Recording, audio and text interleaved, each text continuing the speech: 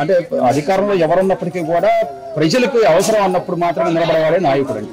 గత 10 రోజులు చూసాం, దాదాపుగా గుండెల్లోకి నీళ్లున్న ఇదే ఏరియాలు ఇప్పుడిప్పుడే కొంచెం తేరుకుంటున్నాయి.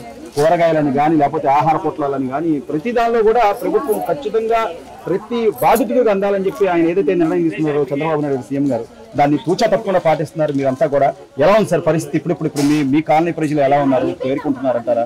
ఇప్పుడిప్పుడే తేరుకుంటున్నారండి. పరిస్థితులన్నీ చక్కబడ్డాయి. ముందు ఆ వారం 2 రోజులు మాత్రం మేము కూడా నీళ్ళల్లో దిగలేని పరిస్థితిలో ఉన్నాం. అయినా కానీ దిగి పడవలు ఇచ్చారు. ఫస్ట్ రోజు పడవలు ఒక్కరోజు కలెక్టర్ తో మాట్లాడి 2వ రోజు కల్లా మరపడవలు అలాగే ఎన్డీఆర్ బృందాలు ఇవన్నీ వచ్చేసినాయి. వాళ్ళందరితో వాళ్ళ సమన్వయం చేసుకుంటూ ప్రతి నిత్యము 15-20 మంది 15-20 మందిని వేసుకుని మేము అందరికి పాలు నీళ్లు అలాగే పులిహార పొద్దున పూట తింటాను పులిహార ప్లస్ వాళ్ళు ఇచ్చిన దాతలు ఇచ్చినయే పులిహార మళ్ళీ ఉప్మా పొద్దున పూట ఇచ్చాం.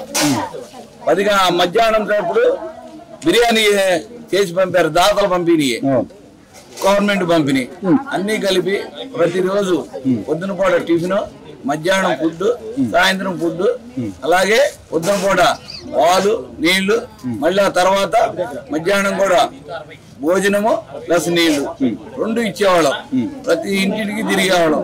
కొన్ని ఏరియాల్లో చిన్న సందుల్లో కార్లు బోర్లు అడ్డం పడిపోయి వెళ్ళలేని ఏరియాలు కూడా ఉండే. మేమే చెప్తున్నాం. అయినా కానీ కేకేసి మేము వాళ్ళందరికీ ఇచ్చాము. సో సార్ ఈ రోజున అంటే మళ్ళీ తేరుకున్న తర్వాత కొంత నీళ్ళలో నానిపోవడం వల్ల కానీ బళ్ళు కొంత రిపేర్ మెకానిక్లు కూడా వచ్చి రిపేర్లు చేశారని చెప్పి అన్నారు. కార్లకు సంబంధించిన ఇన్సూరెన్స్లు కూడా ఒక ఇన్సూరెన్స్ కి సంబంధించిన ఒక కార్యాలయమే పెట్టి అందరి దగ్గర తీసుకుంటున్నారు. ఈ రోజున ప్రభుత్వం తీసుకుంటున్న ఈ చర్యల పట్ల ప్రజల నుంచి ఎలాంటి స్పందన వస్తుంది సార్? ప్రజల నుంచి చాలా మంచి స్పందన వస్తుంది. చంద్రబాబు నాయుడు గారికి ప్రతి ఒక్కళ్ళు కూడా పేరున ధన్యవాదాలు చెబుతున్నారు. ప్రతి ఒక్కళ్ళు ఎవరైనా మైకి చంద్రబాబు నాయుడు గారు బాగా చేశారు, ఆయనకి ధన్యవాదాలు. ప్రతి ఒక్కళ్ళు కూడా తెలియజేస్తున్నారు. ఈ ఇన్సూరెన్స్ అంటే ఇప్పుడు నాకు కారు ఉంది, ఆ కారు చెడిపోతే ఇన్సూరెన్స్ కంపెనీ 10 లక్షలు ఇస్తా అన్నారు. 10 లక్షలు. అలాగే అది 14 లక్షల కారు, 4 లక్షలు పోతాయి. పోకుండా ఏమో 4 లక్షలు పోవడం కన్నా ఈ రోజు నీ కూరగాయలు సార్ ఇప్పుడు కొంతమంది తీసుకున్నారు, కొంతమంది ముందు ఆల్రెడీ ఒక 50 మంది తీసుకెళ్లిపోయారు. మిగతా చివరి వాళ్ళ వరకు వస్తాయా లేకపోతే మళ్ళీ ఇంకోసారి మీరు వచ్చి వాళ్ళకి కూరగాయలు అందించే పరిస్థితి ఉంటుందా? అంటే కొన్ని కూరగాయలు లేవేమో అని వాళ్ళ ఆలోచనలో కూడా మరి ఆందోళన అయిపోయినాయి అనుకోండి, మళ్ళీ చెప్పేస్తా. ఇది నిరంతరాయంగా జరిగే ప్రక్రియ. ఎవరికి ఇబ్బంది రానియో, అంతరాయం కలగకుండా చూసుకునే బాధ్యత కూడా మాకే ఉంది. అందరినీ సమన్వయం చేసుకొని ఒక్కొక్కరిని లైన్ లో పెట్టి మేమే ఇప్పిస్తున్నాం. ఎందుకంటే లేకపోతే అనుకుంటారు, గుద్దుకుంటారు. అందుకనే మేమే దగ్గర నుండి లైన్ లో పెట్టి క్రమశిక్షణగా ప్రతి ఒక్కరికి వచ్చేదాకా చర్యలు మేమే తీసుకుంటాం. ఈసారి ఈ బుడమేర వాగుకు సంబంధించి ఈ ఫ్లడ్స్ రూపంలో వచ్చిన ఇబ్బందుల్లో మీ నియోజకవర్గం ఎస్పెషల్లీ సార్ ఈ సెంట్రల్ నియోజకవర్గంలోనే ఎక్కువ మంది బాధితులు కానీ వరద బాధితులు కానీ వాళ్ళు ఉండటం వల్ల బోండా ఉమామహేశ్వరరావు గారు మీకున్న ఎమ్మెల్యే గారి మీద ఎక్కువ ప్రెషర్ కూడా పడింది. ఆయన వచ్చి ఆయన చూసిన తీరు కానీ ప్రజలతో ఆయన మమేకమైన పరిస్థితులు కానీ ఎలా ఉన్నాయంటారు?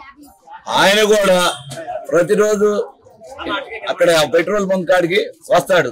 ఆ తర్వాత ఒక్కో రోజు ఒక్కో డివిజన్కి వెళ్ళి పర్యటించి ప్రజలకు ధైర్యం చెప్పి మీకేమీ ఇబ్బందులు రావు, అన్ని పంపిస్తాము అని అండగా ఉంటామని వాళ్ళకి ధైర్యం చెప్పి, మనోధైర్యం అనేది చాలా గొప్పది.